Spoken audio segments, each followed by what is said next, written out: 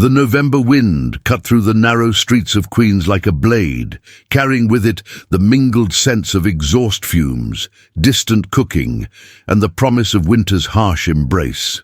In the pre-dawn darkness, the city breathed differently, slower, quieter, as if gathering strength for another day of relentless motion.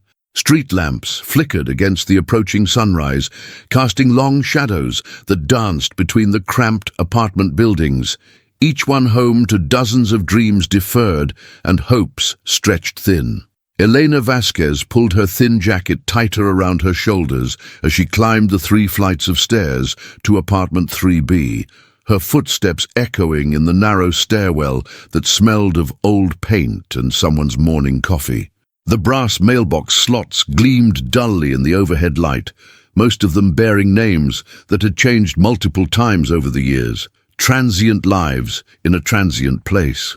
Her own nameplate, written in her careful cursive handwriting on a strip of masking tape, had begun to peel at the edges. The key stuck in the lock, as it always did, requiring that special twist to the left before turning right. Elena had learned this dance months ago, along with 100 other small accommodations that came with living in a building where maintenance requests went unanswered and landlords remained perpetually unreachable.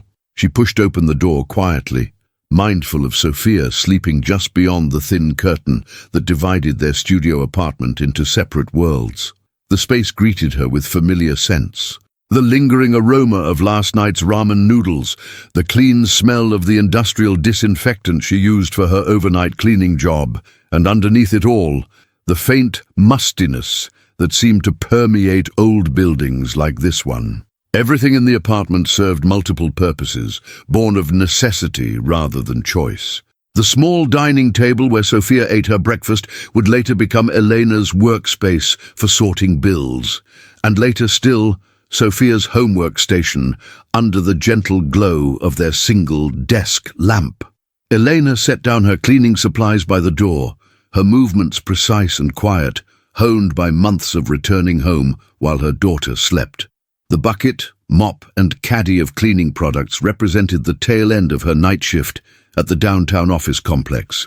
4 floors of corporate spaces that she cleaned between midnight and 6 a.m., when the building stood empty except for the security guard who nodded to her each night without ever learning her name.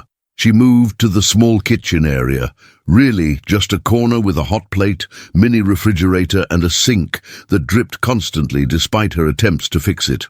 The coffee maker, a $10 find from the thrift store, gurgled to life as she measured out grounds with the careful precision of someone for whom every ounce mattered. While it brewed, she counted the bills on the counter. Electric, phone, and the ever-present rent notice that seemed to multiply each month despite her best efforts. The eviction notice lay beneath the others, its stark white paper and bold red lettering impossible to ignore. "Final notice," it proclaimed in letters that seemed to grow larger each time she looked at them. 30 days. She had 30 days to find $800, plus late fees, plus the next month's rent. The math was simple and merciless. More money than she could possibly gather from her 3 jobs. More money than existed in her carefully managed world of dollar menus and second-hand everything. Through the thin walls, she could hear Mrs. Chen next door, preparing for her own early morning routine. The elderly woman worked at a laundromat, spending her days surrounded by other people's clothes and the steady rhythm of washing machines. They had spoken only a few times, but Elena had noticed how Mrs. Chen's hands bore the same careful calluses that marked people who worked with their fingers, the same marks Elena's grandmother had carried from her years as a seamstress. The memory of her grandmother brought a familiar ache to Elena's chest. Isabel Vasquez had died when Elena was 12, but her presence still lingered in the careful way Elena folded clothes, the neat stitches she used when mending Sophia's school clothes, and the gentle lullabies she hummed when her daughter couldn't sleep. Isabel had possessed an extraordinary memory for patterns, intricate embroidery designs that she could recreate perfectly after seeing them only once. Elena had inherited that gift, though she used it now for remembering customers' orders at the diner, the specific preferences of the families whose parties she catered on weekends, and the exact locations of every switch and socket in the offices she cleaned each night. Sophia stirred behind the curtain, and Elena moved quickly to prepare her daughter's breakfast before she woke fully. 8 years old, with her father's dark eyes and Elena's stubborn chin, Sophia possessed a brightness that no amount of financial struggle had managed to dim. She approached their circumstances with the remarkable adaptability of childhood, turning their cramped space into kingdoms and castles through the power of imagination alone. "Mummy?"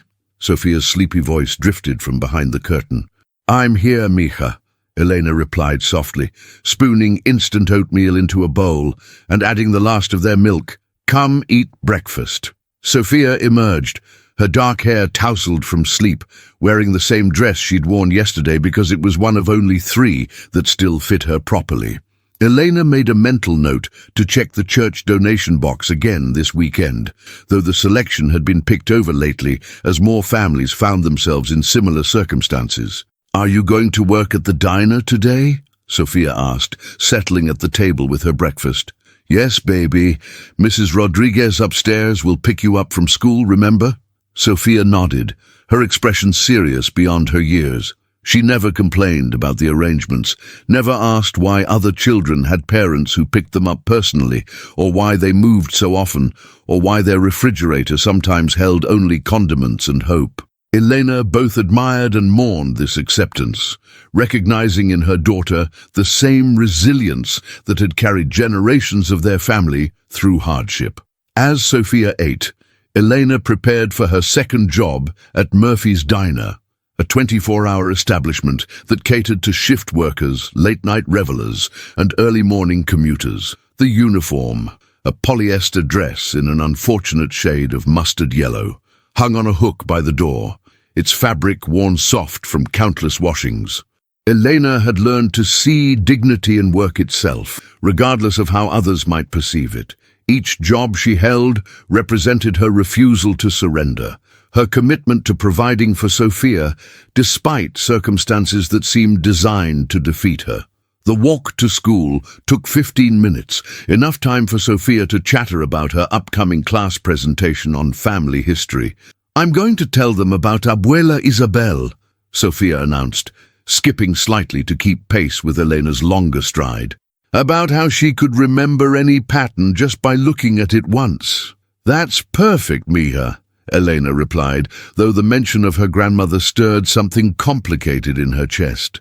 Isabel's story had gaps, mysteries that Elena's mother had never fully explained before her own death 3 years ago. There had been talk of a music box, family heirlooms, and some kind of falling out with a wealthy family Isabel had worked for. But the details remained frustratingly vague, like trying to piece together a puzzle with half the pieces missing. After dropping Sophia at school, Elena caught the bus to the diner, watching the city transform as they moved from her neighborhood of cramped apartments and corner stores to areas where the buildings grew taller and the people's clothes grew more expensive. The contrast always struck her, not with bitterness, but with a kind of anthropological fascination. These were parallel worlds, existing within the same city, their inhabitants rarely crossing paths except in moments of transaction. Meanwhile, across the city in an entirely different universe, Marcus Whitmore III stood in his penthouse gallery, sipping coffee from a cup that cost more than Elena's weekly grocery budget. The morning light, streaming through floor-to-ceiling windows, illuminated his collection with theatrical precision. Artifacts from dozens of cultures arranged like trophies in climate-controlled cases. Persian rugs, worth small fortunes, cushioned his steps as he moved between displays, each piece representing not just monetary value, but conquest. The Mayan figurine acquired during a family's foreclosure sale. The Ming vase purchased for pennies when an elderly woman needed emergency medical funds. The Native American pottery obtained through connections who specialized in estate acquisitions from families who didn't understand their heirlooms' true worth. Whitmore's reflection caught in the polished surface of a display case. A man in his late 50s, whose features bore the soft edges of inherited wealth. His clothes whispered quality, custom-tailored suits, Italian leather shoes that had never known a scuff, watches that cost more than most people's annual salaries. Everything about him spoke of a life cushioned from consequence, insulated by generations of accumulated privilege. His assistant, a nervous young man named Trevor, approached with a tablet and an expression of carefully controlled anxiety. "Mr. Whitmore, we've had some developments regarding the Vasquez property situation." Whitmore's attention sharpened. The Vasquez matter had been a particular source of frustration, a loose end from his grandfather's era that refused to resolve itself cleanly. There were items missing from the family collection, pieces that rightfully belonged to him, scattered among the descendants of people who had once served his family. The process of reclaiming them required delicacy, carefully orchestrated financial pressures that would force families to sell their heirlooms without realizing their true value or significance. "What kind of developments?" Whitmore asked, his tone carrying the edge that appeared whenever his acquisitions faced obstacles. "The current tenant, Elena Vasquez. She's proving more resilient than anticipated. Despite the increased rent and the administrative difficulties we've created, she's still managing to stay current on payments." Whitmore frowned. This was not how these situations typically resolved. Usually, a few months of escalating pressure, surprise rent increases, mysterious utility problems, bureaucratic tangles, were sufficient to encourage relocation. People like the Vasquez woman were supposed to be temporary obstacles, easily moved when proper pressure was applied. "Increase the pressure," he said finally. "I want that building cleared by the end of the month." Trevor nodded, making notes on his tablet. "And the music box situation?" "Still missing," Whitmore replied, his jaw tightening. "Somewhere in that decrepit building, among the possessions of people who couldn't possibly appreciate its significance, was the final piece of his grandfather's collection. A music box that had belonged to their former maid, a woman who had overstepped her boundaries and faced the consequences. The box itself was valuable, but more importantly, it represented the completion of a collection that had consumed 3 generations of Whitmore men. As Elena began her shift at Murphy's Diner, refilling coffee cups and taking orders from customers who barely acknowledged her presence, and as Whitmore planned his next moves from his ivory tower of stolen treasures, neither realized that their worlds were about to collide in ways that would reshape everything they thought they knew about power, justice, and the weight of family secrets. The morning wore on. The city continued its relentless pulse, and in the space between 2 vastly different lives, the past began to stir, waiting for the moment when careful plans would crumble and long-buried truths would finally demand their due. The afternoon light filtered through the grimy windows of Murphy's Diner, casting long shadows across the worn linoleum floor as Elena wiped down tables with methodical precision. Her movements were automatic now, honed by months of muscle memory. Spray, wipe, move to the next table, repeat. The lunch rush had ended, leaving behind the familiar debris of hurried meals and whispered conversations, along with the lingering aromas of coffee, bacon grease, and dreams temporarily postponed. She glanced at the clock above the coffee station, 2:47 p.m. Sophia would be getting out of school soon, and Carmen Rodriguez would be there to pick her up, as she had been for the past 3 weeks since Elena's car had been repossessed. Carmen lived in the apartment directly above theirs, and despite Elena's protests that she couldn't pay for childcare, the older woman had simply shrugged and said, "Neighbors help neighbors. That's how it works." As Elena restocked the napkin dispensers, her mind drifted to memories that seemed both distant and immediate. Fragments of her childhood that had taken on new significance since becoming a mother herself. She remembered her own mother, Maria, working similar shifts at a factory across town, coming home with hands that smelled of industrial soap and exhaustion that lived in her bones. 23 years ago. The kitchen of their old apartment had been smaller than the current studio Elena shared with Sofia, but somehow it had felt more spacious. Maybe it was because her father, Roberto, had still been alive then, his presence filling the room with laughter and the scent of the cologne he saved for special occasions. Maria would return from her shift at the textile factory, her fingers stained with dye, her back aching from hunching over sewing machines for 10 hours straight. "Mija," her mother would say, settling into the kitchen chair that creaked under her weight, "bring me the box from under my bed."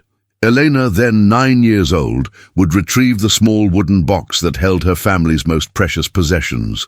Not valuable in any monetary sense, but rich with history and love. Inside, wrapped in faded tissue paper, lay her grandmother Isabel's thimble, silver-plated and engraved with tiny roses. There were photographs too, sepia-toned images of relatives who had crossed borders and oceans to build lives in a new country, and letters, written in Isabel's careful script, describing her work as a seamstress for wealthy families in Manhattan. "Your abuela had magic in her fingers," Maria would tell Elena, holding up the thimble to catch the light. She could look at any dress, any pattern, and recreate it perfectly from memory. The rich ladies would bring her magazines from Paris, pointing to elaborate gowns, and Isabel would nod and say, "Si, señora, I understand."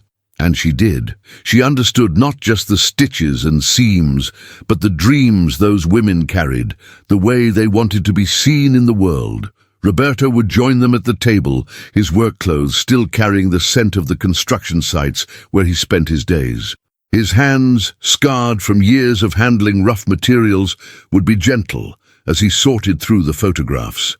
"She worked for the Whitmore family," he would add, his voice carrying a note Elena didn't understand then.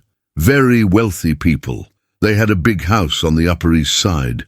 "What happened to her?" Elena would ask, the same question that arose every time they opened the box. Her parents would exchange a look. One of those adult communications that spoke volumes while revealing nothing to curious children. "She died young," Maria would say finally. "There was an accident. The Whitmores, they kept some of her things. Said she owed them money. But that wasn't true, Mija.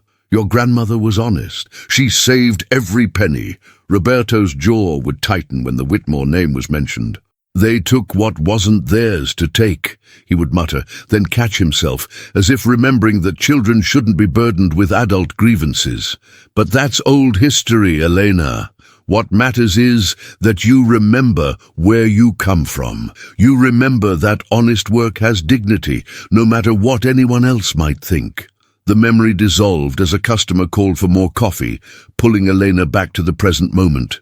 She filled his cup with practiced efficiency, noting the way he avoided eye contact, as if acknowledging her humanity might somehow diminish his own. She had grown accustomed to this. The way some people looked through service workers as if they were part of the furniture, functional but invisible. But Elena remembered her grandmother's letters, the ones Maria had read aloud during those kitchen table sessions. Isabel had written about the wealthy women she sewed for, describing not just their clothes, but their loneliness, their desperate need to be noticed and admired. "Money cannot purchase kindness," Isabel had written in one letter that Elena could still recite from memory. "I see these women looking in their mirrors, and behind all the beautiful clothes, they are searching for something that no seamstress can create."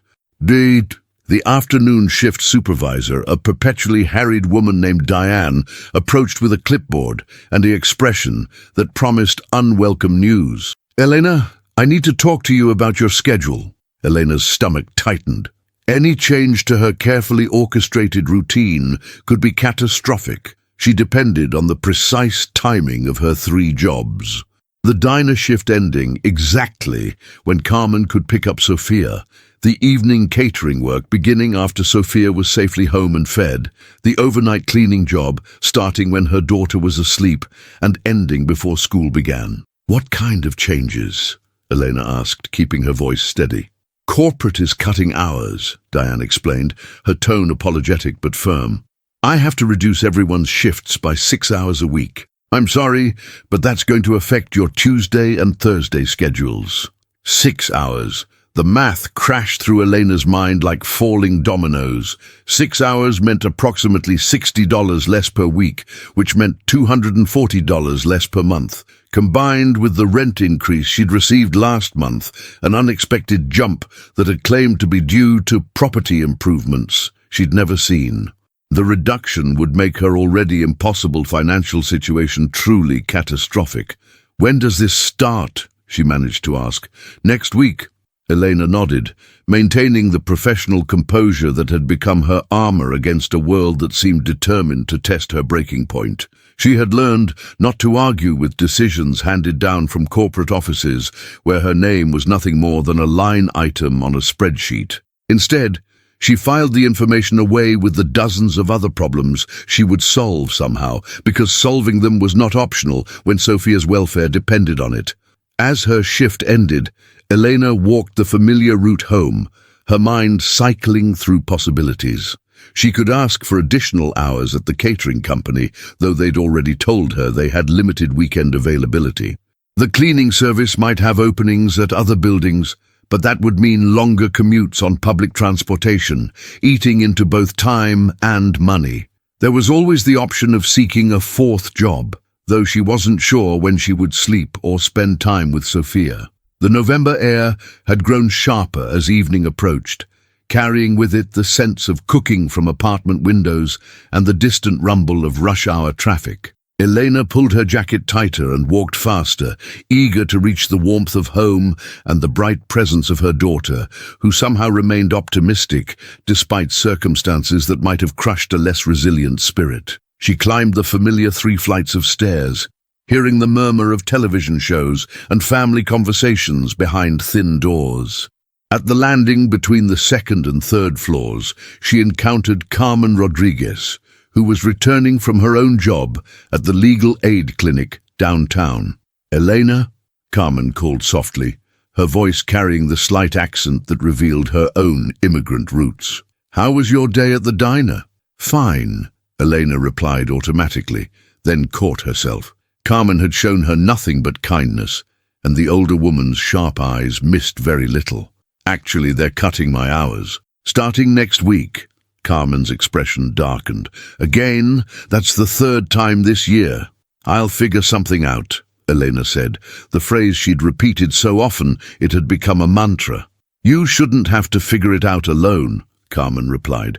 "Come upstairs for coffee after Sophia goes to bed. I want to show you something." There was something in Carmen's tone that suggested this was more than a neighborly offer of caffeine and conversation. Elena nodded, curious, despite her exhaustion. In the months they'd known each other, Carmen had proven herself to be a woman of quiet competence, someone who understood the complexities of navigating systems designed to favor people with resources and connections. Inside apartment 3B, Sophia was bent over her homework at the kitchen table, her dark hair falling forward as she concentrated on math problems. She looked up when Elena entered, her face brightening with the pure joy that children reserve for their parents' return. "Mommy, look, I got 100 on my spelling test." Sophia held up a paper decorated with a gold star and Mrs. Patterson's encouraging comments written in purple ink. Elena felt her chest swell with pride that temporarily overshadowed her financial worries. Despite everything, the constant moves, the uncertainty, the carefully hidden stress that Elena carried, Sophia continued to excel in school. Her teachers consistently praised her effort and kindness, noting how she helped struggling classmates and approached each assignment with genuine enthusiasm. "That's wonderful, Mija," Elena said, kneeling to wrap her daughter in a hug that smelled of childhood shampoo and playground adventures. "What was the hardest word?" "Persistence," Sophia replied solemnly. "But I remembered what you taught me about breaking big words into smaller pieces. Persistence. It means not giving up, even when things are hard." Elena's throat tightened. Sometimes her daughter's wisdom seemed far beyond her 8 years, as if she understood things that Elena had tried to shield her from. They made dinner together.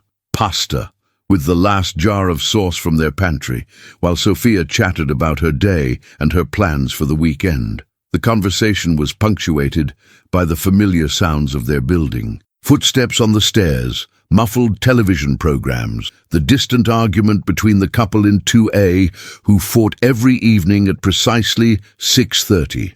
After Sophia had been bathed, read to, and tucked into her bed behind the curtain that divided their space, Elena climbed the stairs to Carmen's apartment. The older woman's home was similar in size to Elena's, but felt entirely different, filled with books, plants, and photographs that spoke of a life rich in relationships and experiences. Carmen served coffee in heavy ceramic mugs and gestured for Elena to sit at a small table by the window. "I've been thinking about your situation," she began without preamble, "about the rent increases, the hour cuts, the way certain problems seem to be following you from job to job." Elena frowned. "What do you mean?" Carmen opened a manila folder that had been sitting on the table. Inside were photocopies of documents, rental applications, employment records, credit reports. "I still have contacts from my legal aid days," Carmen explained. "I asked a friend to run a background check on your landlord, your employers, anyone who's been making your life more difficult lately." "Carmen, you didn't have to." "Yes, I did," Carmen interrupted gently, "because what I found isn't coincidence, Elena. Someone is deliberately making your life harder. Someone with money and connections is systematically targeting you." Elena stared at the documents, trying to process what Carmen was suggesting. "That doesn't make sense. I don't know anyone with that kind of power. I'm nobody." "That's exactly what they're counting on," Carmen replied. "They're counting on you being too tired, too overwhelmed, too isolated to fight back. But you're not nobody, Elena. You're the granddaughter of Isabel Vasquez, and I think someone is very interested in making sure you never learn what that means." "But what caught your attention most in this unfolding story? Was it Elena's quiet dignity in the face of systematic oppression, the mysterious connection to her grandmother's past, or the revelation that her struggles might not be random bad luck? Share in the comments what moment made you feel the strongest emotion, anger, sadness, or hope. Your engagement helps us craft stories that truly resonate with the human experience. The evening stretched ahead of them, filled with questions that had waited 60 years for answers, and Elena found herself standing at the threshold between the life she had known and truths that might change everything she believed about her family's history and her own place in the world. The next morning arrived with the peculiar weight that accompanies revelations still being processed. Elena moved through her routine, with mechanical precision, preparing Sophia's breakfast while her mind churned through Carmen's words from the night before. The documents spread across her neighbor's table had painted a picture that seemed both impossible and undeniably real, a pattern of systematic harassment disguised as coincidence. Sophia chatted about her upcoming school presentation as they walked to PS 124, her backpack bouncing with each step. "Mrs. Patterson said I can bring something special for show and tell when I talk about Abuela Isabel. Do we have anything of hers?" Elena's steps faltered slightly. I'm not sure, mija. Maybe we can look through our things tonight." But even as she said it, Elena realized how little she actually knew about her grandmother's possessions.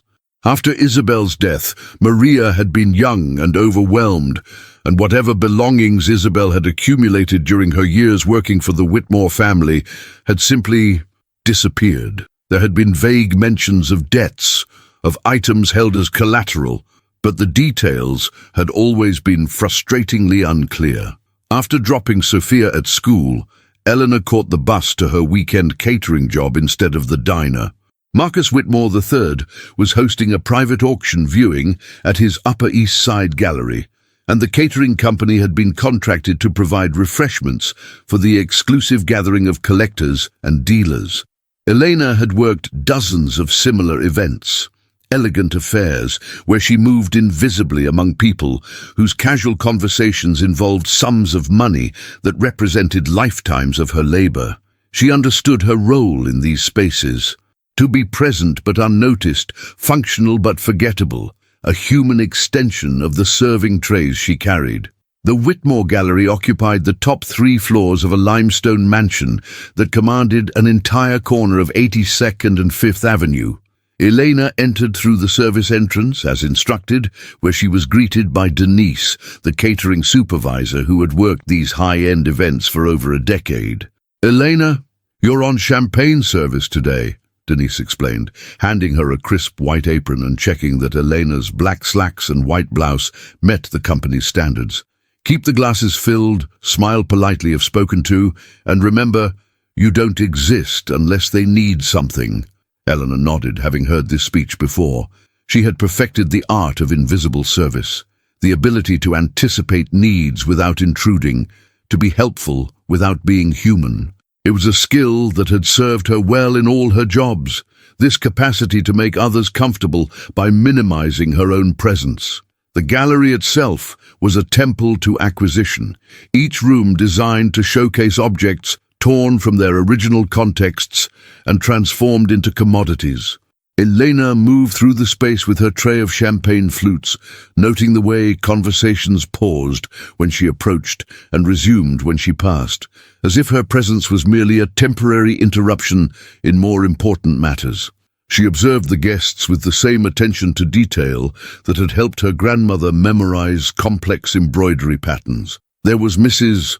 Pemberton, who collected Native American artifacts and spoke loudly about her passion for preserving indigenous culture while purchasing items that had been separated from their communities through dubious means. Dr. Harrison specialized in Asian antiquities, his gentle academic demeanor masking an appetite for acquisition that had stripped countless families of their ancestral treasures. And then there was Marcus Whitmore III himself, moving through his domain with the confident ease of someone who had never questioned his right to possess whatever caught his interest. He was taller than Elena had expected from Carmen's descriptions, with silver hair styled in the careless perfection that money could buy, and clothes that whispered rather than proclaimed their expense.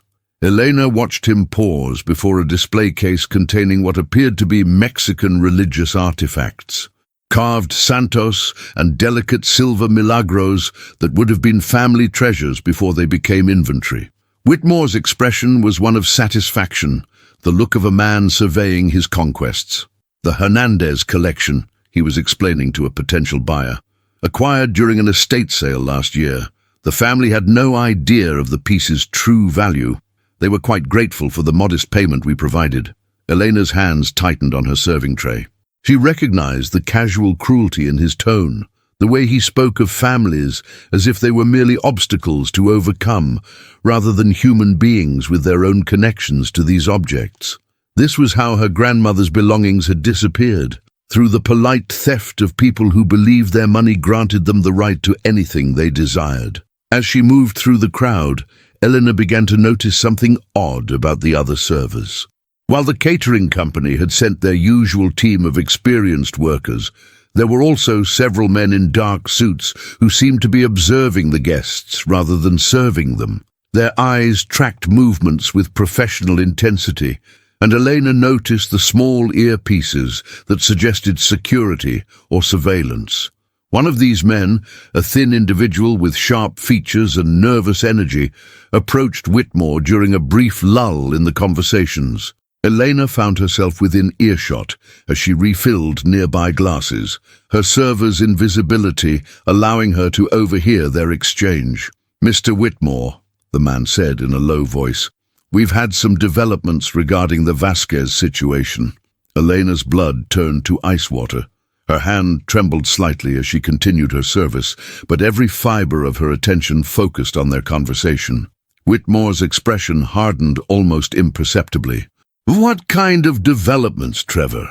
The hour reductions at the diner didn't have the desired effect. She's apparently seeking additional work rather than falling behind on rent. And there's been another complication. The neighbor upstairs, Carmen Rodriguez. Our background check revealed she's former legal aid. She's been asking questions about the property ownership. Elena felt the room begin to spin slightly. Carmen's investigation hadn't been mere neighborly concern. She had stumbled onto something real, something that connected Elena directly to the man, now standing less than 10 feet away from her. "Increase the pressure on both of them," Whitmore said, his voice carrying the casual authority of someone accustomed to having his problems solved by others. "I want that building cleared by the end of the month. The Rodriguez woman's employment situation should become complicated. And the Vasquez woman needs to understand that some battles can't be won through persistence alone." Trevor nodded, making notes on a small tablet. "And if they continue to resist relocation?" Whitmore's smile was sharp and cold. "Everyone has breaking points, Trevor. The key is simply finding the right pressure to apply." Elena's training in invisible service saved her in that moment. Despite the rage and terror coursing through her system, she continued to move through the crowd, offering champagne and canapes while her mind raced to process what she had just learned. This man, this wealthy collector in his custom-tailored suit, had been deliberately orchestrating the financial disasters that had been destroying her life. But why? What could she possibly possess that would interest someone of Marcus Whitmore's evident resources? She was nobody, a single mother working multiple jobs to afford a studio apartment in Queens. What threat could she represent to a man who owned buildings and businesses and apparently had the power to manipulate her employment at will? As the afternoon progressed, Elena found herself studying Whitmore with new intensity, looking for clues in his behavior and conversations. He spoke frequently about completing collections, about the satisfaction of acquiring pieces that had eluded previous generations of his family. There was an obsessive quality to his descriptions, a need that went beyond mere financial investment or aesthetic appreciation. "The Vasquez pieces have been particularly elusive," she heard him tell another collector during a quiet moment. "My grandfather had business dealings with that family in the 1960s. There are several items that rightfully belong to the Whitmore collection, but tracking them down has proven challenging." Elena's breath caught. Vasquez pieces. Her grandmother's name spoken in Whitmore's cultured tones, as if Isabel had been merely a source of inventory rather than a human being with dreams and fears, and a granddaughter who still missed her terribly.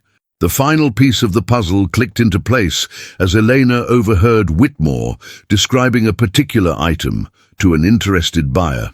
"A music box," he was saying, 19th century, silver-plated with intricate engravings. "It belonged to one of our former employees. There was some confusion after her death about which items were personal property and which belonged to the household, but we've been working to clarify those misunderstandings." Elena's vision blurred slightly as memory flooded back, her mother's voice reading from Isabel's letters during those kitchen table sessions. "The Senora has given me a music box for my birthday. She says it belonged to her grandmother, but she wants me to have it because I have been faithful to the family. It plays the most beautiful song, Mija. Someday I will pass it to you, and you will pass it to your daughter."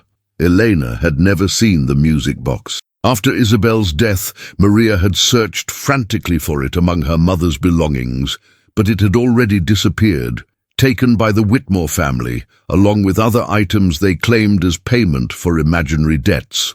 Now, 30 years later, Elena stood in Marcus Whitmore III's gallery, listening to him describe her inheritance as if it were simply another acquisition to be catalogued and displayed. The casual theft of her family's legacy, disguised as business transaction, justified by the simple logic that people with money could take whatever they wanted from people without it. Like and subscribe. If this story is resonating with you, if you're feeling the same anger and determination that's building in Elena's chest, take a moment to like this video and subscribe to our channel. Stories like these matter because they remind us that dignity and justice don't depend on bank account balances. Let's continue this journey together. Elena completed her service shift with professional composure, but her mind was already racing ahead to the conversation she would have with Carmen that evening. The older woman's suspicions had been correct. Elena wasn't facing a series of unfortunate coincidences, but a deliberate campaign of harassment designed to force her from her home and her life. As she prepared to leave through the service entrance, Elena paused for one last look at the gallery. Marcus Whitmore stood in the center of his collection, surrounded by objects that represented countless stories of loss and displacement. He was discussing acquisition strategies with a small group of collectors, his voice carrying the satisfied tone of someone who had never been denied anything he truly wanted. But as Elena watched him, she felt something shift inside her chest. The fear and helplessness that had characterized her life for so long began to transform into something harder and more dangerous. For the first time since learning about the hour cuts and rent increases, since watching her carefully constructed world begin to crumble, Elena Vasquez felt truly angry.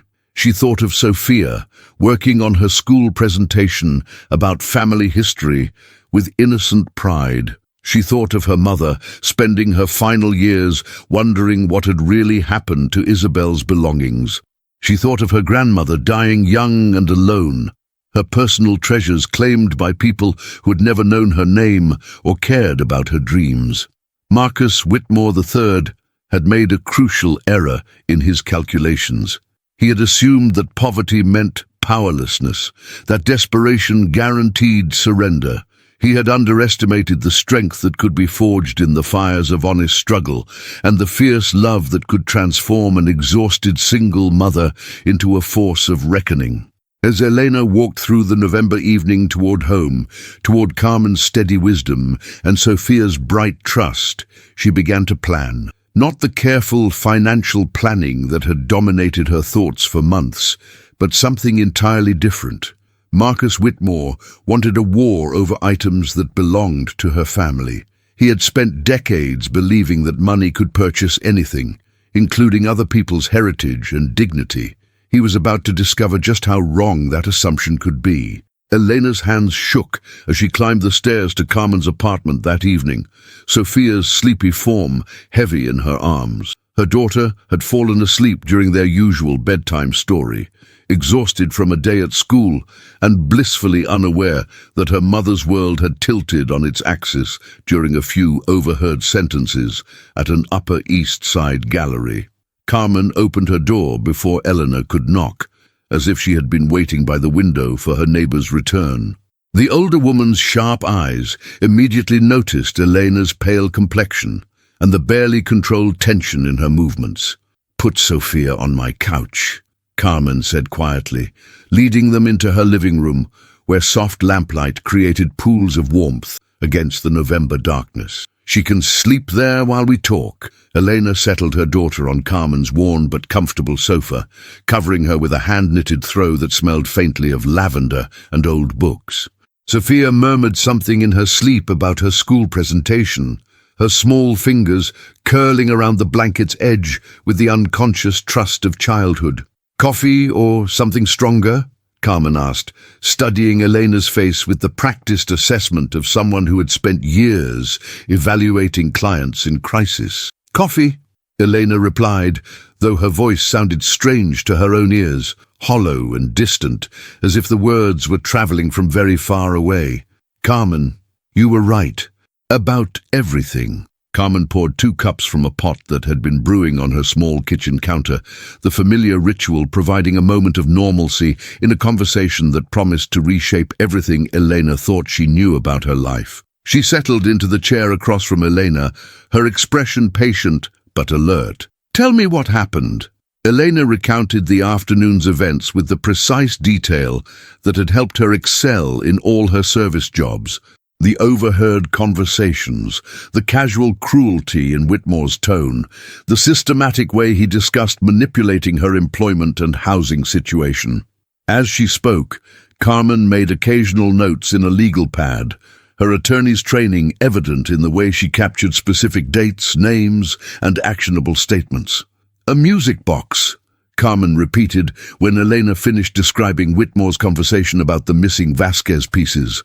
Your grandmother's music box that disappeared after she died. But I never saw it, Elena said, her voice thick with emotion. But my mother used to read me Isabel's letters, and she mentioned it several times. It was a gift from the family she worked for, or at least that's what she believed. But hearing Whitmore talk about it tonight, the way he described it as rightfully belonging to his collection. He's been planning this for years, Carmen said, her tone carrying the controlled anger of someone who had spent her career fighting exactly this kind of systematic oppression. Elena, this isn't just about a music box or even about forcing you out of your apartment. This is about covering up something that happened 60 years ago, something his family wants to keep buried. Carmen rose and retrieved a manila folder from her desk, the same one she had shown Elena the night before, but now supplemented with additional documents. After our conversation last night, I called in some favors. Real favors, Elena. I asked people to dig deeper than they normally would, to look for connections that might not be immediately obvious. She spread the new papers across the coffee table, and Elena found herself looking at photocopies of employment records, death certificates, and property transactions dating back to the 1960s. Her grandmother's name appeared on several documents, along with dates and addresses that painted a picture of Isabel's final years. Your grandmother didn't just work for the Whitmore family, Carmen explained, pointing to a particular document. She lived in their house on the Upper East Side for almost 3 years. She had her own room, her own schedule, and according to these employment records, she was making quite good money for that time period. Elena frowned, studying the papers. My mother always said Isabel worked for wealthy people, but she never mentioned that she lived with them. There's more, Carmen continued, pulling out a photocopy of what appeared to be a bank statement. Isabel was saving money, Elena. Substantial amounts. Look at these deposit records. She was putting away nearly half her salary every month. For someone in her position at that time, this represents significant financial planning. The implications began to sink in as Elena studied the documents. Her grandmother hadn't been living paycheck to paycheck, scraping by on the margins of society. She had been building something. Savings, security, perhaps even planning for a future that included property ownership and independence. What happened to the money? Elena asked. Carmen's expression darkened. That's where things get interesting and suspicious. She produced another document, this one bearing official seals and legal terminology. This is Isabel's death certificate, cause of death listed as accidental fall downstairs. But look at this. Now she pointed to a series of insurance documents and property transfer papers. 3 days after Isabel's death, Marcus Whitmore II, the current Marcus's grandfather, filed insurance claims for several valuable items that he claimed were damaged in the same accident that killed your grandmother. Items that, according to these descriptions, match exactly what your mother remembered Isabel owning. Elena's hands clenched in her lap. They staged her death? I can't prove that, Carmen said carefully, her legal training evident in the precise way she chose her words. But the timing is suspicious. And there's something else, something that explains why Marcus III is so desperate to find that music box. Carmen produced a final document, this one a photocopy of what appeared to be a handwritten letter. The paper was yellowed with age, and the careful script was unmistakably feminine. The same elegant handwriting Elena remembered from her grandmother's letters that Maria used to read aloud. One of my contacts found this in the Whitmore family's insurance files, Carmen explained. It was apparently submitted as evidence of Isabel's unstable mental state to support their claims that she had become confused about which items belonged to her personally versus which belonged to the household. Elena leaned forward to read the letter, and her breath caught as she recognized not just the handwriting, but the tone. Isabel's voice speaking across 6 decades with crystalline clarity. My dearest Maria, if you are reading this letter, then something has happened to me, and the music box has found its way to you as I always intended. Do not let them tell you that I owed debts or that my belongings belong to others. I have been careful to document everything, and the truth is hidden where only family can find it. The Whitmore family has been kind to me in many ways, but Senor Marcus has been conducting business that would bring shame to his wife and children if it were known. I have seen documents I was not meant to see, heard conversations I was not meant to hear. He has been selling artifacts that were given to museums, keeping the money for himself. He has been lying to insurance companies about thefts and damages. He has been cheating families who trusted him to sell their treasures fairly. I made the mistake of letting him know that I was aware of his activities. I thought, foolishly, that I could convince him to stop, to consider the families he was hurting. Instead, he has become angry and threatening. He says that people like me should know our place, that we exist only to serve people like him. But I am not just a servant, mija. I am Isabel Vasquez, and I own property in my own name. I have savings in my own account. I have documentation of everything I have witnessed, and I have hidden these proofs where he will never think to look. The music box plays Für Elise, but only when the correct sequence is followed. Remember how I taught you to find patterns in embroidery? The same principle applies here. Look for the roses that bloom in winter. Count the petals that face the moon. The truth lives in the details that others overlook. If something happens to me, use what I have saved to protect our family. Do not let them convince you that we are powerless. We have dignity, we have intelligence, and we have the strength that comes from knowing right from wrong. With all my love and hopes for your future, Mama Elena's vision blurred as she read the letter, tears making the elegant script swim and dance before her eyes. This wasn't just evidence of her grandmother's fate. It was proof that Isabel had been trying to protect future generations, including Elena and Sophia, from exactly the kind of systematic oppression they were facing now. "Elena," Carmen said softly, "your grandmother didn't just disappear. She was murdered because she discovered evidence of crimes that could have destroyed the Whitmore family's reputation and fortune. And she hid that evidence somewhere connected to the music box." The room fell silent, except for the quiet rhythm of Sophia's breathing and the distant hum of the building's ancient heating system. Elena stared at her grandmother's letter, processing the implications that reached far beyond her own immediate struggles. "The music box," she whispered. "He's been looking for it all these years because it contains evidence that could expose his entire family's criminal enterprise." "Not just evidence," Carmen corrected. "Isabel mentions property ownership, savings accounts, documentation of everything. Elena, your grandmother may have left you more than just a music box. She may have left you the keys to bringing down the people who killed her and have been preying on families like yours ever since."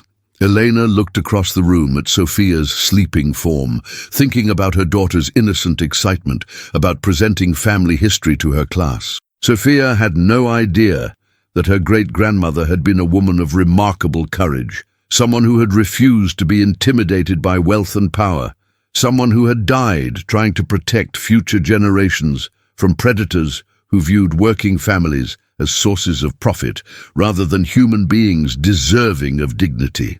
"Carmen," Elena said, her voice growing stronger with each word, "I need to find that music box, not just for me or even for Sophia. I need to find it for every family the Whitmores have stolen from, and for every family they're planning to steal from in the future."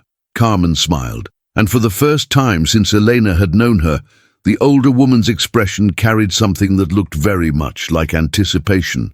"Then we'd better start looking, because if Marcus Whitmore III is getting desperate enough to orchestrate systematic harassment campaigns, it means he's running out of time to find it himself." Outside, the November wind rattled the windows of their modest apartment building, but inside, in the warm glow of Carmen's living room, two women began to plan something that would have terrified Marcus Whitmore if he had known about it.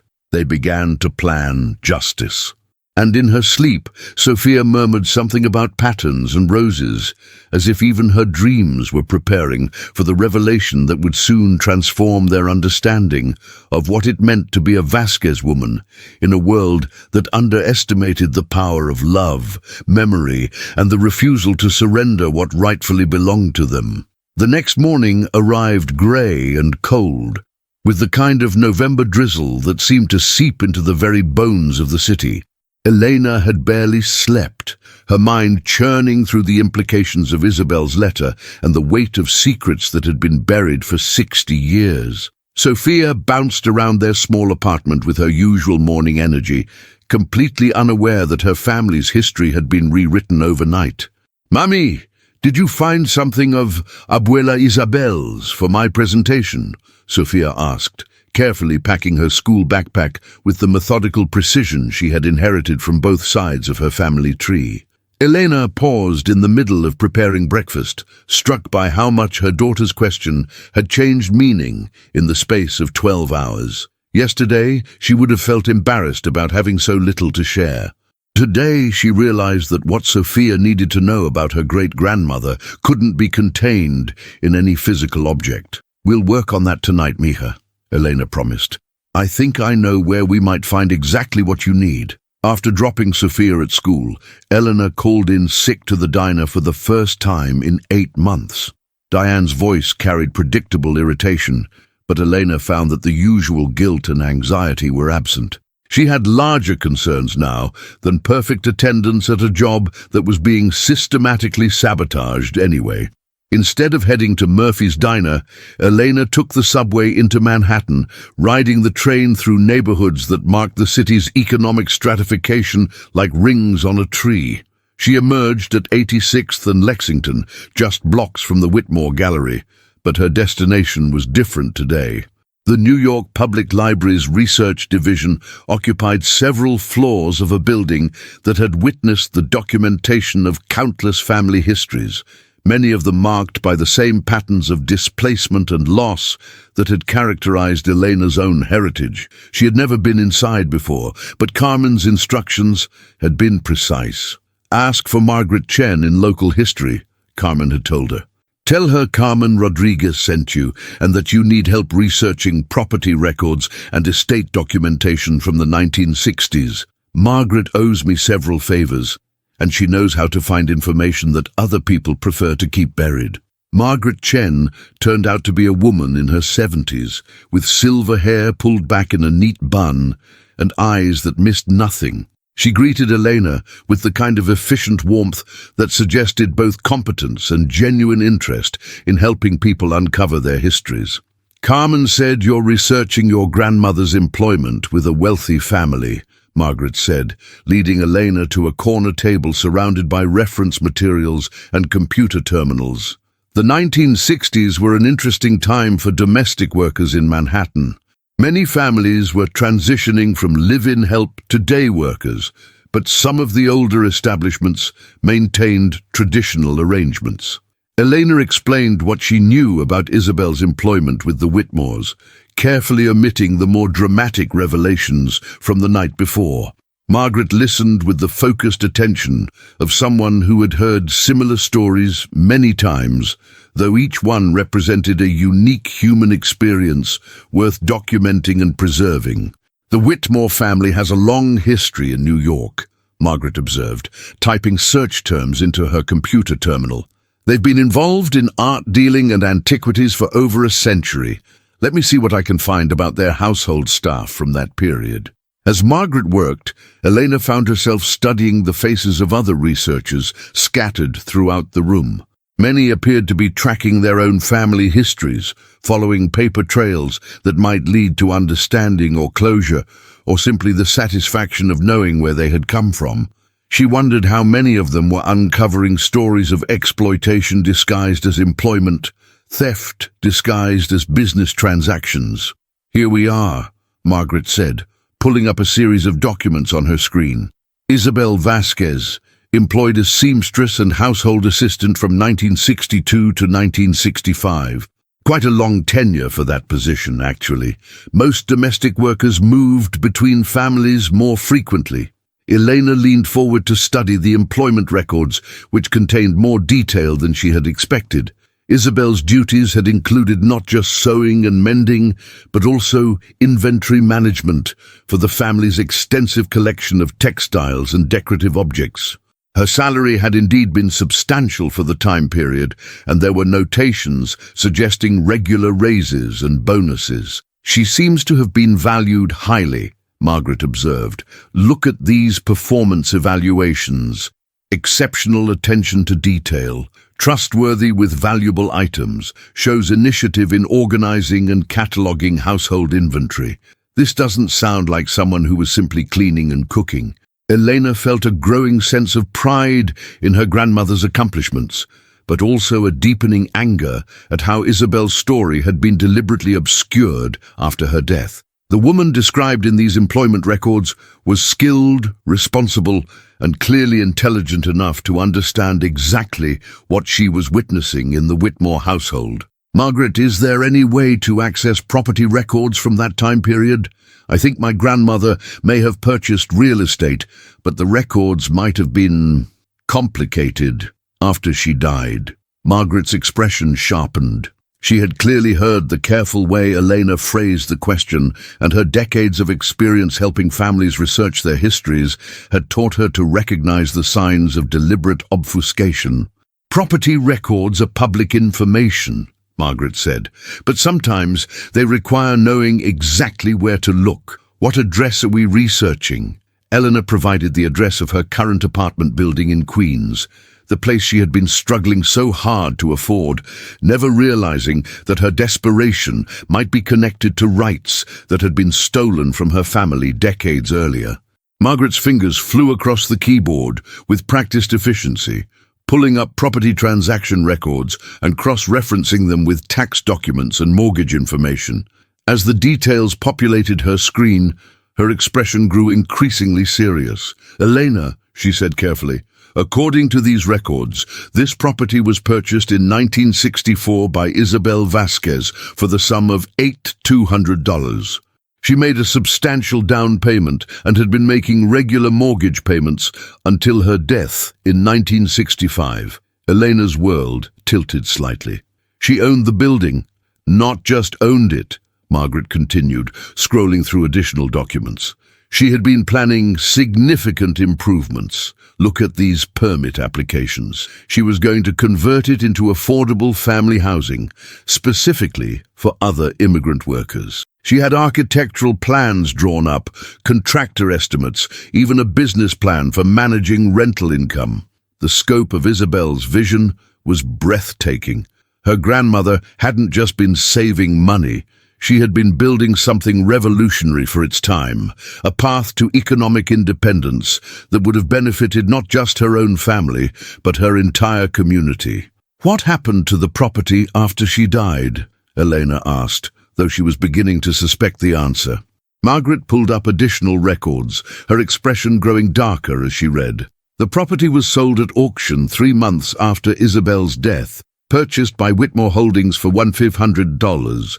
The sale was described as necessary to satisfy outstanding debts to her former employers." $1,500, Elena repeated, the number echoing in her mind. "They bought an entire building for $1,500. "Elena, this wasn't just theft," Margaret said, her professional composure cracking slightly. "This was a systematic scheme to steal property from someone who couldn't fight back. Look at these debt claims. They're completely fabricated. Room and board charges that exceed Isabel's annual salary, damage claims for items that were never actually damaged, medical expenses for treatments that were never provided." Elena stared at the documents, watching her family's history rewrite itself in real time. Isabel hadn't died owing money to her employers. She had died owning property that they wanted, and they had simply taken it through a combination of forged documents and legal maneuvering that exploited the fact that a dead immigrant woman had no one powerful enough to challenge their claims. "There's something else," Margaret said, pulling up a final set of documents. Isabel had established a savings account specifically for her property improvement plans. The balance at the time of her death was $12,400, a substantial sum for 1965. That account was also claimed by the Whitmore family as payment for alleged debts. Elena felt tears building behind her eyes, but they weren't tears of sadness. They were tears of rage, pure and clean and completely justified. For 60 years, her family had struggled in poverty while the Whitmores had grown wealthy, using money and property that had been stolen from Isabel's dreams. "Margaret, would you be willing to make copies of these documents?" Elena asked, her voice steady despite the emotional storm building in her chest. "Of course, but Elena, are you planning to take action on this information? Because if you are, you need to be very careful. The Whitmore family has significant resources, and they've had 60 years to cover their tracks."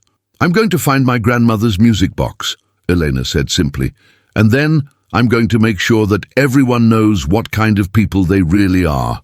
Margaret nodded slowly, understanding passing between them without the need for additional explanation. She had spent her career helping people uncover their histories, and she recognized the moment when research transformed into something more powerful, the moment when knowledge became the foundation for action. As Eleanor left the library with a folder full of photocopied documents, she felt something fundamental shift inside her chest. The fear and helplessness that had characterized her life for so long were dissolving, replaced by something harder and more focused. She wasn't just Elena Vasquez anymore, struggling single mother, working 3 jobs to survive. She was the granddaughter of Isabel Vasquez, a woman who had been murdered for refusing to accept that wealth granted the right to steal from working families. She was the heir to property and savings that had been taken through fraud and violence. She was the guardian of evidence that could expose decades of systematic exploitation. And somewhere in her grandmother's music box, hidden for 60 years, were the keys to bringing it all into the light. Marcus Whitmore III had made a critical error in his calculations. He had assumed that time would bury the truth, that the powerless would remain powerless, that money could purchase permanent immunity from consequences. He was about to learn that some debts could never be paid, and that justice delayed was not always justice denied. Elena walked through the November afternoon toward home, toward Sophia and Carmen, and the beginning of the end of the Whitmore family's long history of theft disguised as privilege. The reckoning that Isabel had set in motion 60 years earlier was finally ready to unfold. The music box had been hiding in plain sight for 60 years. Elena discovered this 3 days after her revelatory trip to the library, as she and Carmen systematically searched every inch of apartment 3B for anything that might have belonged to Isabel. They had moved furniture, examined walls for loose panels, and even checked inside the building's ancient radiators for hidden compartments. It was Sophia who finally solved the puzzle, approaching it with the uncomplicated logic of childhood. "Mummy, why don't we just ask Mrs. Chen?" Sophia had suggested during dinner. "She's lived here forever, and maybe she remembers when Abuela Isabel lived in the building." Elena and Carmen exchanged glances. In their focus on documents and legal strategies, they had overlooked the most obvious resource, the collective memory of longtime residents who might have witnessed Isabel's final years and known details that never made it into official records. Mrs. Chen's apartment was on the first floor, directly below Elena's, and her living room window faced the building's small courtyard, where residents sometimes gathered to escape the summer heat or hang laundry. When Elena knocked on her door the next morning, the elderly woman answered with a mixture of curiosity and caution that suggested she was unaccustomed to visitors. "Mrs. Chen, I'm Elena Vasquez from 3B. This is my daughter Sophia. We were wondering if we could ask you some questions about the building's history." Mrs. Chen's expression softened when she saw Sophia, who smiled with the natural warmth that seemed to disarm even the most reserved adults. "You are the little girl who helps carry groceries sometimes," she said to Sophia. "Very polite. Come in, both of you." The apartment was small but immaculately organized, filled with photographs spanning decades and continents. Mrs. Chen served tea in delicate cups, while Sophia admired a collection of ceramic birds displayed on a corner table. "You want to know about history," Mrs. Chen said, settling into her favorite armchair. "I moved here in 1967, 2 years after the lady who owned the building died. Very sad story. She was young, had big plans for this place." Elena's breath caught. "You knew Isabel?" "Isabel, yes. Very nice lady. She speak little English, I speak little Spanish, but we understand each other." Mrs. Chen's eyes grew distant with memory. She was going to make this place better. Good apartments for working families. She showed me the plans, very excited about helping people. "What happened to her belongings after she died?" Carmen asked gently. Mrs. Chen's expression darkened. "Rich family came with trucks. Take everything away. Say she owe money, but that not true. Isabel very careful with money. She save every penny, work very hard." "Mrs. Chen," Sophia piped up, "did she have a music box? My teacher says I need to bring something for my family presentation." The elderly woman's face brightened suddenly. "Music box? Yes, very beautiful. It play pretty song." She paused, studying Sophia's earnest expression. "You know what, little one? I think maybe Isabel wants you to have something special." Mrs. Chen rose and disappeared into her bedroom, returning with a wooden box that had been carefully wrapped in layers of tissue paper. Elena recognized it immediately from her mother's descriptions. Ornate silver plating over wood, with intricate engravings of roses and vines that seemed to dance in the morning light. "The rich people, they take everything from upstairs," Mrs. Chen explained, "but they not know Isabel give this to me for safekeeping. She say, if something happened to me, keep this for my family. Someday they come looking." "Mum," Elena's hands trembled as she accepted the music box, feeling the weight of 6 decades of waiting settle into her palms. The metal was cool to the touch, but seemed to warm under her fingers, as if responding to familiar DNA. "She show me how it work," Mrs. Chen continued. "Very special mechanism. You must do the right sequence, or it just play music. But if you know the pattern—" She gestured toward the roses engraved around the box's edge. "She say look for roses that bloom in winter." Elena examined the engravings more closely, noting that while most of the roses were depicted in full bloom, a few were shown as closed buds. Following Isabel's written instructions from the letter, she began counting petals that faced toward what would be the moon's position, the top of the box. Sophia watched with fascination as Elena's fingers traced the pattern, pressing gently on specific roses in a sequence that seemed random but followed the logic her grandmother had encoded in the design. On the 7th press, there was a soft click and a hidden panel slid open in the box's base. Inside, wrapped in oiled cloth that had preserved them perfectly, were the documents that would change everything. Isabel's careful handwriting filled page after page of evidence. Detailed records of Marcus Whitmore II's criminal activities, photographs of stolen artifacts being sold through fraudulent channels, copies of insurance claims for items that had never been damaged, and financial records showing systematic theft from immigrant families whose trust had been betrayed. But the most devastating document was Marcus Whitmore II's own confession, written in his distinctive script and signed with his full name. Elena read it aloud, her voice growing stronger with each damning sentence. "I, Marcus Whitmore II, do hereby confess to the following crimes committed over the past decade in the course of my business operations.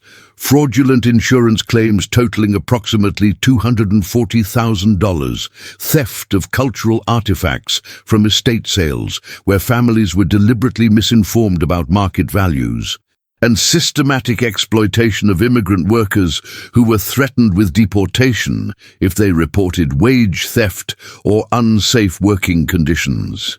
I have recently learned that my employee, Isabel Vasquez, has discovered evidence of these activities and has demanded that I cease these operations and make restitution to affected families. Miss Vasquez has proven to be more perceptive and principled than I anticipated when I employed her. Rather than face the consequences of my actions, I have decided to arrange for Miss Vasquez's death to appear accidental. I cannot allow my family's reputation and fortune to be destroyed by the moral superiority of a woman whom society considers my inferior. I hope that future generations of the Whitmore family will understand that everything I have done was to protect our position and ensure our continued prosperity. The weak exist to serve the strong, and Miss Vasquez's refusal to accept her place in this order has made her elimination necessary. Marcus Whitmore II, November 15th, 1965. The room fell silent as the implications of the confession settled over them like gathering storm clouds. Elena looked up to find Mrs. Chen nodding grimly, as if the document confirmed suspicions she had carried for decades. "I knew something bad happened," the elderly woman said. "Isabel was healthy, careful person. She not fall downstairs by accident." Carmen was already pulling out her phone, her legal training taking over. "Elena, this isn't just evidence of historical crimes. This is proof of premeditated murder, insurance fraud, and systematic exploitation. The statute of limitations might have run out on some charges, but this level of evidence, this could bring down their entire operation." Elena carefully returned the documents to their protective wrapping, but kept the confession separate. This single page represented justice delayed, but not denied. Isabel's voice speaking across 6 decades to ensure that her murder would not be forgotten, and her family's inheritance would finally be reclaimed. "What are you going to do?" Sophia asked, her 8-year-old mind processing as much as it could of the adult complexities swirling around her family's history. Elena looked down at her daughter, thinking of all the ways their lives might change in the coming weeks and months. The struggle that had defined their existence was ending, but not because someone had rescued them or granted them mercy. It was ending because they were finally strong enough to rescue themselves. "I'm going to make sure your great-grandmother's story is told properly," Elena said, "and I'm going to make sure that no other family has to go through what we've been through." Carmen was already making calls to her contacts in journalism and law enforcement, her voice carrying the controlled excitement of someone who had spent her career fighting exactly this kind of systematic oppression and had finally found the evidence needed to win a decisive victory. Mrs. Chen smiled as she watched Sophia carefully examine the empty music box, which still played Für Elise when wound properly. "Isabel would be very proud," she said to Elena. "She always say her granddaughter would be strong woman. She right."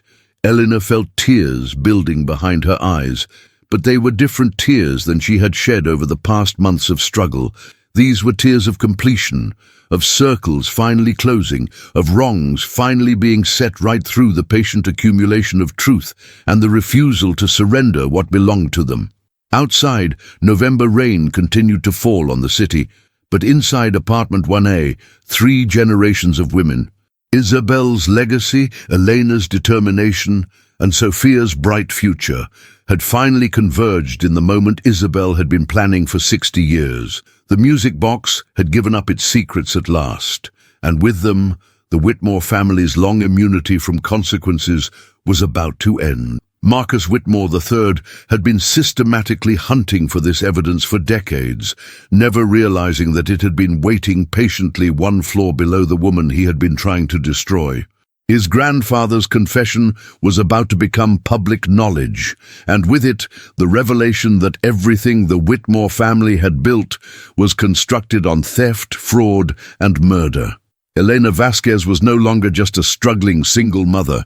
She was the rightful owner of property worth millions in today's market, the heir to savings that had been stolen and invested to generate decades of profit, and the guardian of evidence that would finally bring justice to her grandmother's memory. The reckoning was about to begin. The story broke on a Tuesday morning in December, exactly 3 weeks after Elena had opened Isabel's music box in Mrs. Chen's living room.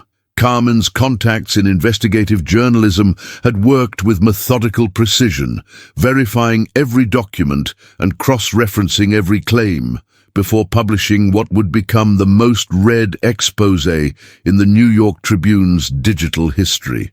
The headline read, "60 Years of Systematic Theft, How One Manhattan Family Built a Fortune on Murder and Fraud."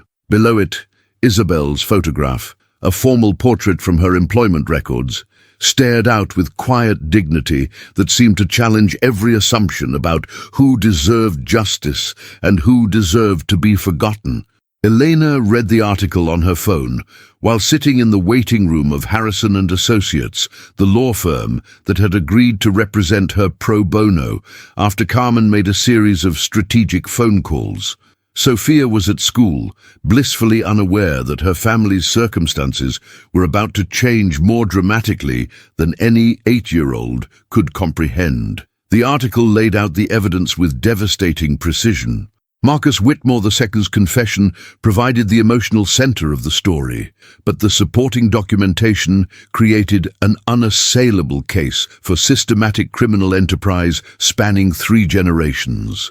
The Tribune's investigative team had identified 17 other families who had been similarly victimized, their property and savings stolen through identical patterns of manufactured debt and fraudulent insurance claims. Elena's phone began buzzing with calls from reporters, producers, and legal advocates within an hour of publication.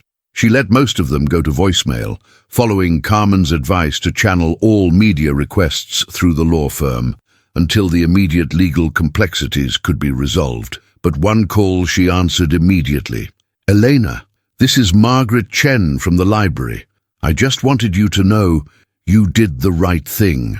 I've been helping families research their histories for 30 years, and this is why we preserve these records. This is why the truth matters." Elena felt tears building in her eyes, though she had thought herself cried out after the past few weeks of revelation and preparation. "Margaret, thank you for everything. I don't think I could have done this without knowing that someone believed the story was worth telling." "Your grandmother's story was always worth telling," Margaret replied firmly. "Now the whole world knows it." The immediate legal implications were staggering. Elena's attorney, James Harrison, had explained that the property theft alone represented millions in current market value, particularly when accounting for 60 years of lost rental income and property appreciation.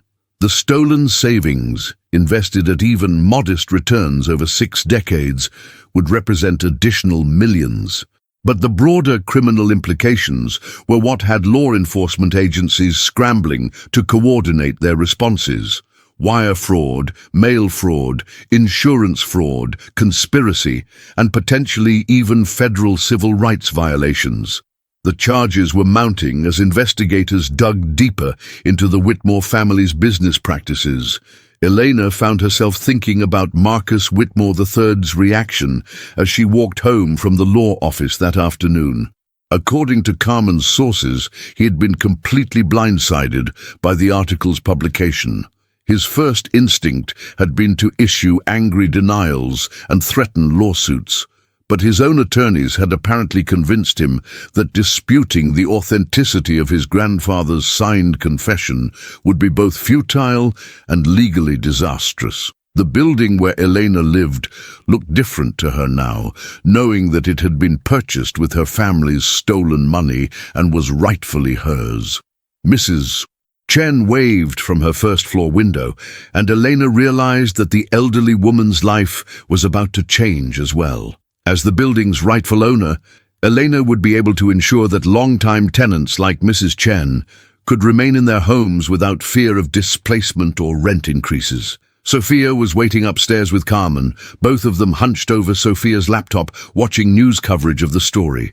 Elena's daughter looked up with wide eyes that held excitement rather than confusion. "Mummy, they're talking about Abuela Isabel on TV, and they said our building belongs to us." Elena settled onto the couch beside her daughter, marveling at childhood's capacity to adapt to dramatic change with enthusiasm rather than anxiety. Yes, Mija, it turns out your great-grandmother was even more remarkable than we knew. The television coverage was extensive and, for the most part, sympathetic. Several news programs had picked up the story, focusing on themes of immigrant exploitation and systematic wealth theft that resonated far beyond Elena's individual case. Social media responses ranged from outraged support for Elena to calls for criminal prosecution of the Whitmore family to broader discussions about reparations for historical injustices. But the most meaningful response came from an unexpected source. Elena's phone rang just as the evening news was beginning another segment about the story. The caller ID showed a number she didn't recognize, with a Manhattan area code. "Miss Vasquez, this is Detective Sarah Martinez with the NYPD Cold Case Unit. I'm calling because we've reopened the investigation into Isabel Vasquez's death based on the evidence you've provided. I wanted you to know that we're treating this as an active homicide case." Elena's breath caught. She had hoped that Isabel's story would receive attention and that the property theft would be addressed, but the possibility of actual criminal charges related to her grandmother's murder had seemed like a distant dream. "Detective Martinez, what does that mean exactly?" "It means we're going to pursue this case as far as the evidence allows," Martinez replied. "Marcus Whitmore II is deceased, so we can't charge him directly.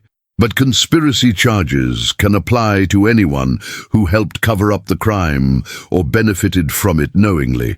We're very interested in talking to Marcus Whitmore III about what he knew and when he knew it." As Elena hung up the phone, she realized that justice for Isabel was taking forms she hadn't even imagined possible. The property and money would be returned, certainly, but more importantly, her grandmother's murder would finally be investigated with the thoroughness it had deserved 60 years ago. The next morning brought a development that none of them had anticipated. Elena was preparing Sophia's breakfast when Carmen knocked on the door, holding a manila envelope with the return address of Whitmore Holdings. "Hand-delivered an hour ago," Carmen said grimly. "I think Marcus wants to make a deal before this gets any worse for him." Inside the envelope was a formal letter written on expensive letterhead, along with several legal documents that Elena couldn't immediately decipher. The letter was brief and to the point. "Miss Vasquez, recent developments have brought to my attention certain historical irregularities regarding property transfers and estate settlements involving your family. While I maintain that my family acted within the legal frameworks available at the time, I recognize that contemporary standards might view these matters differently. In the interest of resolving this situation amicably and avoiding protracted legal proceedings that would benefit no one, I am prepared to offer the following settlement. Full transfer of the Queen's property to your ownership, with all liens and encumbrances cleared, a cash settlement of $2, $5 million in recognition of historical grievances, return of any family items currently in the Whitmore collection. This offer is contingent upon your agreement to cease all media engagement regarding this matter and to refrain from pursuing additional legal action against myself or my business interests. I trust you will consider this offer in the spirit of mutual benefit and practical resolution. Marcus Whitmore III. Elena read the letter twice, then handed it to Carmen, who studied it with the practiced eye of someone who had negotiated countless settlements during her legal career. $2.5 million, Carmen said slowly. "Elena, that's a substantial offer, more than many families see in these kinds of cases." "But," Elena could hear the reservation in Carmen's tone, "but it's also an admission that he knows the full extent of what his family stole, and he's terrified of what else might come to light during a full investigation. This letter is basically a confession that he's been knowingly profiting from his grandfather's crimes for his entire adult life. Elena looked across the room at Sophia, who was carefully packing her school backpack with the music box that she would finally present to her class that morning. Her daughter's presentation would tell the real story of Isabel Vasquez, not the sanitized version that the Whitmore family had tried to bury, but the truth of a woman who had died protecting her family's future and ensuring that justice would eventually prevail. "Carmen, what happens if I don't accept his offer?" "Then we go to court, and given the evidence you have, you'll likely win much more than 2.5 million. The property alone is worth at least 4 million in today's market, and that's before calculating 60 years of lost income. But litigation takes years, and wealthy defendants have ways of making the process expensive and exhausting." Elena thought about Marcus Whitmore III, sitting in his penthouse gallery, surrounded by artifacts stolen from families like hers, calculating whether he could buy his way out of consequences one more time. She thought about all the other families the Tribune article had identified, families who had never learned the truth about what had been taken from them. "I'm not taking his money," Elena said quietly. "I want him in court, under oath, explaining to a judge and jury exactly how his family built their fortune. I want every stolen artifact returned to its rightful owners, and I want him to face criminal charges for conspiracy and accessory to murder." Carmen smiled, and Elena realized that her neighbor had been hoping for exactly this response. "Then we're going to need a bigger legal team. And Elena, you're going to need to be prepared for a fight. Marcus Whitmore has spent his entire life believing that money can solve any problem. When he realizes it can't solve this one, he's going to get very dangerous." "Let him get dangerous," Elena replied, thinking of Isabel's courage in the face of threats that had ultimately cost her life. "My grandmother wasn't afraid of them, and neither am I."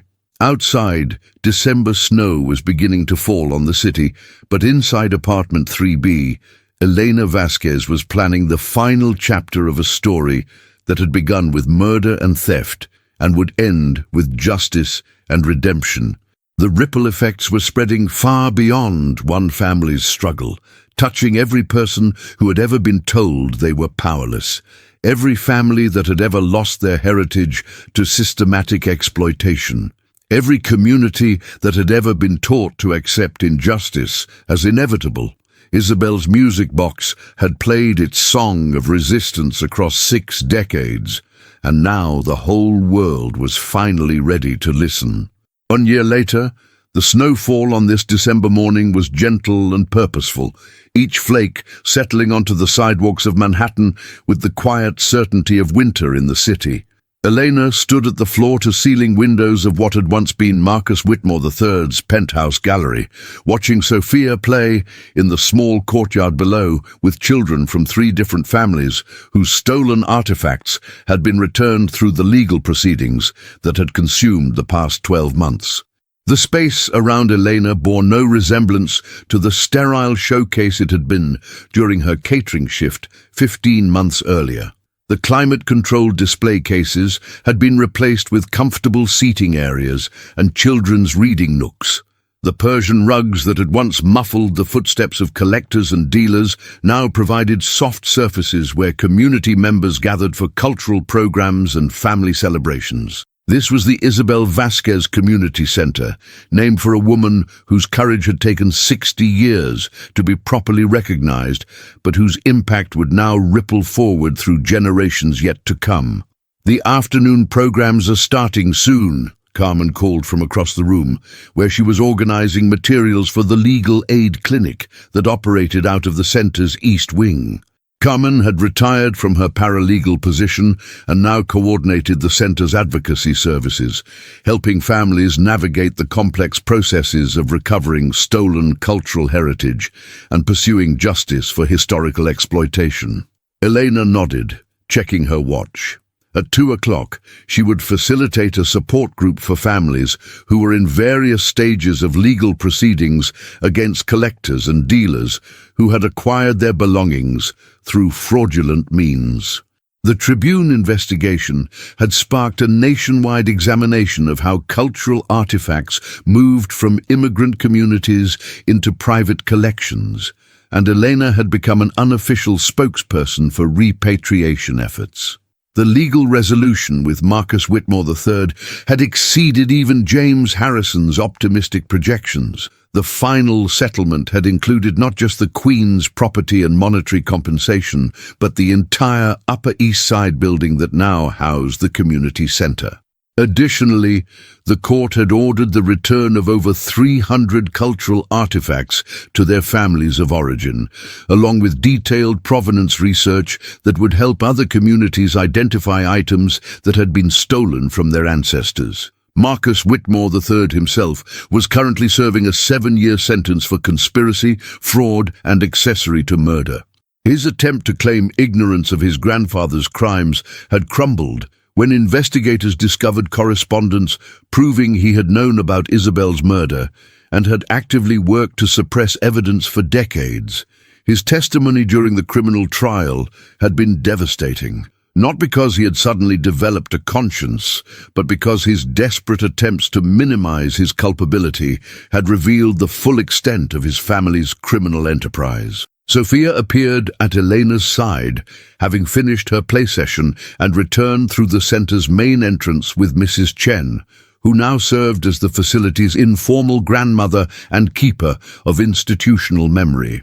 At 9 years old, Sophia moved through these spaces with the easy confidence of a child who had never known any environment where her family's heritage was anything other than celebrated and protected.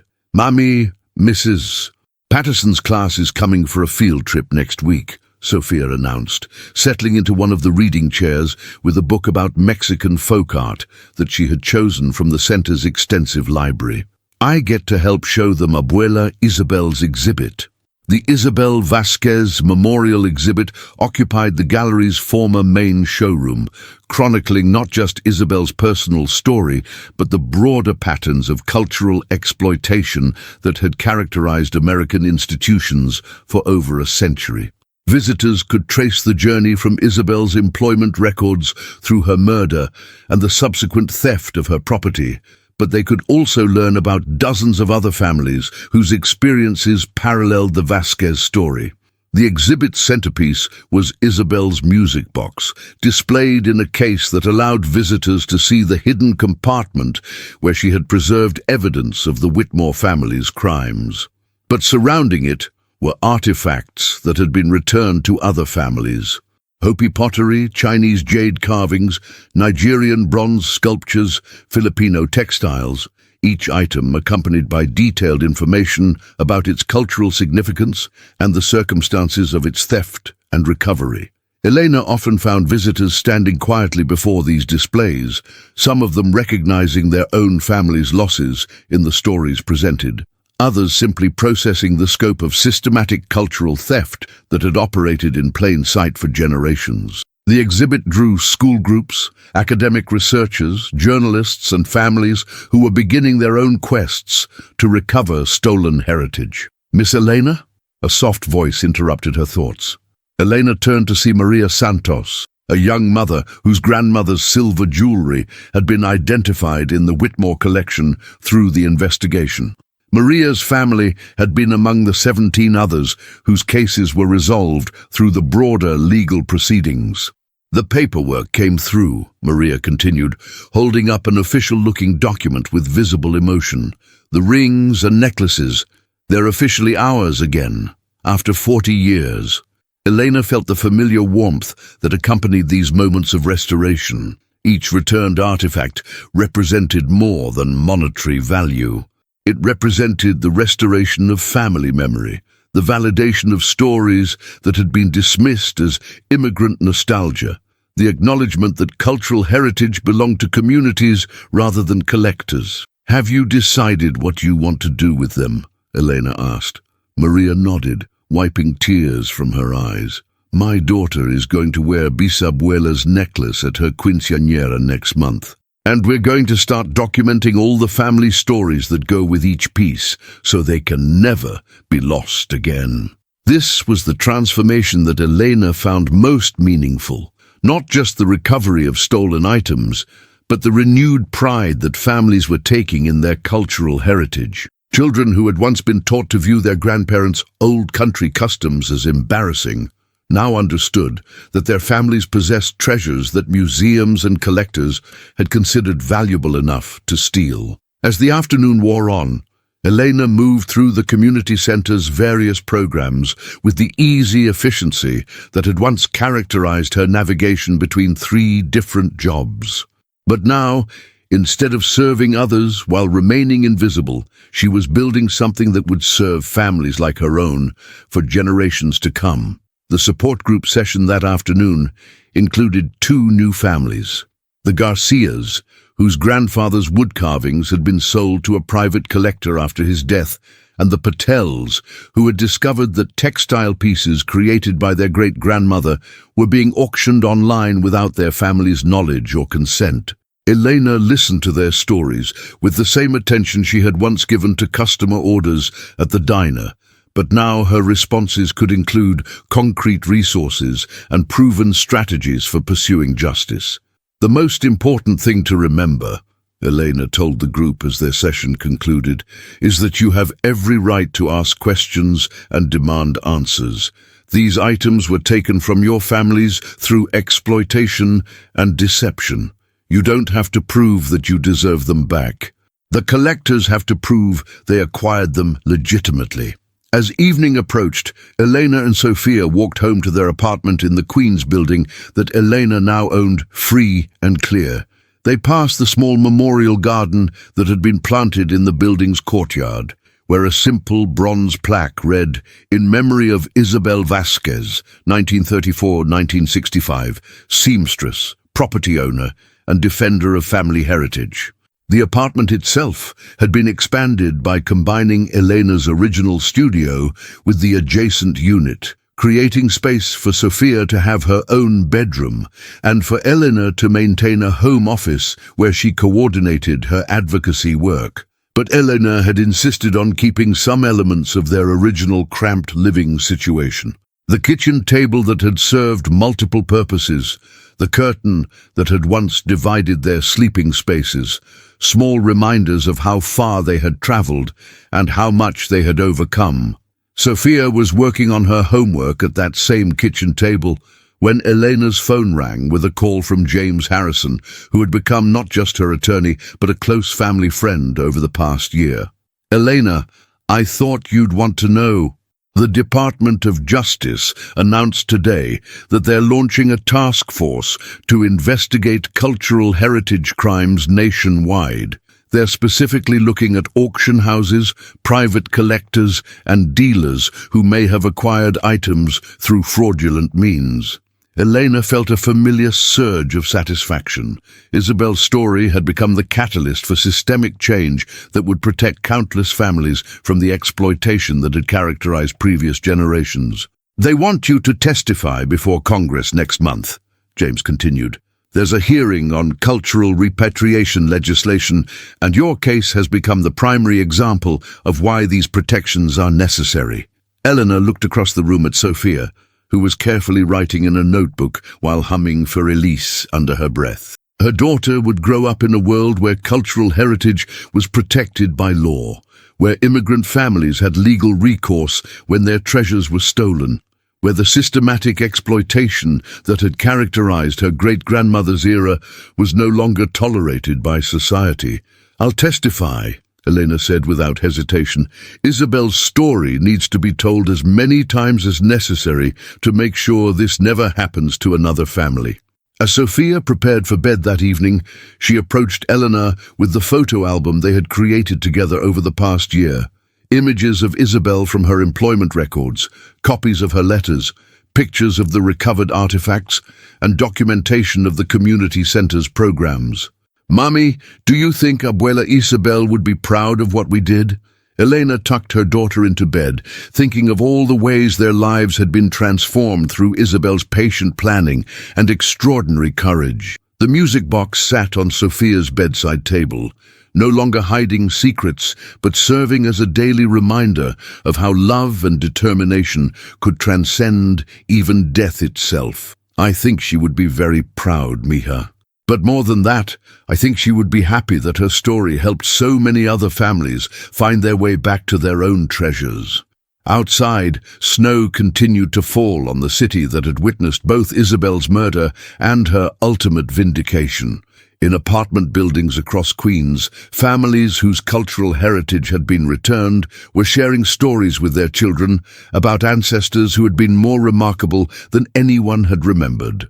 In courtrooms across the country, attorneys were filing lawsuits demanding the return of stolen artifacts using legal precedents established through Elena's case. And in a modest apartment that had once represented struggle and desperation, Elena Vasquez fell asleep knowing that her grandmother's legacy was secure, her daughter's future was bright, and justice delayed had finally, completely, been served. The music box continued to play its gentle song through the night, carrying forward the dreams of women who refused to be silenced, the hopes of families who refused to be forgotten, and the promise that truth, no matter how long buried, would always find a way to rise. Isabel's patience had been rewarded. The shadow that had haunted Elena's life had been transformed into light, and the game that Marcus Whitmore thought he was playing had ended exactly as Isabel had planned. With the restoration of dignity, the recovery of heritage, and the triumph of justice over wealth and power. "Don't open it," the poor single mother had said, not knowing that opening it would set them all free. In the end, Elena had opened everything. The music box, the truth, the door to a future where families like hers could not be exploited, marginalized, or forgotten. The shadow had become their protector, just as Isabel had always intended. And Sophia would grow up knowing that she came from a long line of women who were stronger than anyone ever imagined, braver than their circumstances required, and more powerful than money could ever measure. The legacy was complete.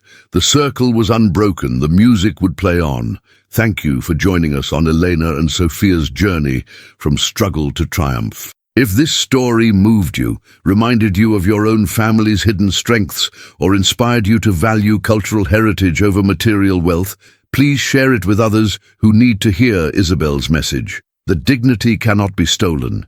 Justice cannot be permanently delayed, and love transcends even death itself. Stories like these matter because they remind us that every family has treasures worth protecting, every ancestor had dreams worth remembering, and every person possesses power that cannot be measured by bank account balances. Subscribe for more stories that celebrate the extraordinary courage found in ordinary families. And remember, you never know what music boxes might be hiding in your own family's history.